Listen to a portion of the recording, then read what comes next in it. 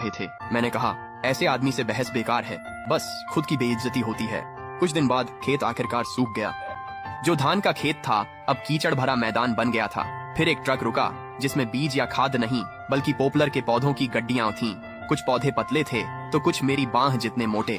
मैंने उन्हें उतारकर सावधानी से किनारे सजा दिया। गांव की अफवाहें फिर से तेज हो गईं। उस लड़के का दिमाग खराब हो गया है, एकदम बढ़िया धान का खेत है और ये यहाँ पेड़ लगा रहा है। वांग दिहाई हंसा और मेरा मजाक उड़ाने लगा। ली छुआन, तुम तो कंगाल हो गए हो, पागल हो गए हो, है ना? अगर कुछ लगाना ही है तो कम से कम कोई ठीक जगह चुनो। वो जमीन तो गंदे पानी में भीग चुकी है। तुम्हें क्या लगता है उस गंदी कीचड़ में क्या उगेगा? तुम बिल्कुल अपने बाप जैसे हो। ऊपर कुछ ठीक नहीं है। उसकी बातें बहुत चुभी।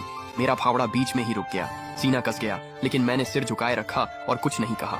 मैंने और जोर से फावड़ा चलाया और मन ही मन सोचा, तुम लोग जल्दी ही समझ जाओगे।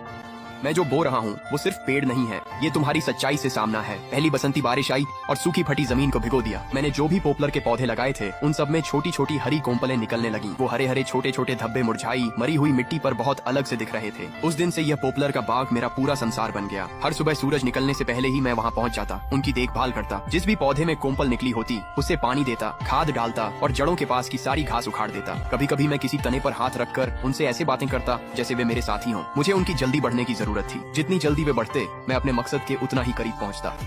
दिन दर दिन धूप और हवा में मेरी त्वचा और गहरी होती गई और मेरे हाथ खुरदरे और कठोर हो गए, लेकिन मेरी आंखें, उनमें हमेशा एक चमक रहती थी जो उम्मीद और ठंडी गणनात्मक एकाग्रता के बीच कुछ थी।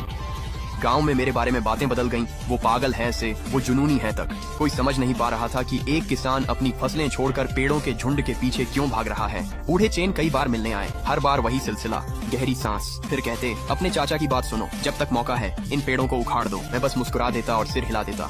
मेरी चुप्पी और जिद ने हर सलाह को अनसुना कर दिया। समय चुपचाप शुरुआती गर्मियों में सरक गया और वांग दिहाई की वह आलीशान हवेली अब उसमें दरारें दिखने लगी थीं। एक दोपहर में यूं ही उसके पिछवाड़े से गुजर गया। एक झलक में ही मैंने वही देख लिया जिसकी मुझे तलाश थी। मेरी तरफ वाली दीवार के साथ साथ नींव के आधार से एक बारीक दरार चुपचाप ऊपर की ओर बढ़ रही थी। मेरा दिल जोर से धड़क उठा और संतोष की एक लहर मुझ पर छा गई। ये तो मेरी योजना से भी तेज हो रहा था। कुछ दिन बाद वांग दिहाई ने एक राजमिस्त्री को बुलाकर दरार भरवाई। मैं आंगन की दीवार पीछे छिपकर सुनने लगा। राजमिस्त्री ने इसे मामूली ढसाव बताया, पर वांग दिहाई बात मानने को राजी न था।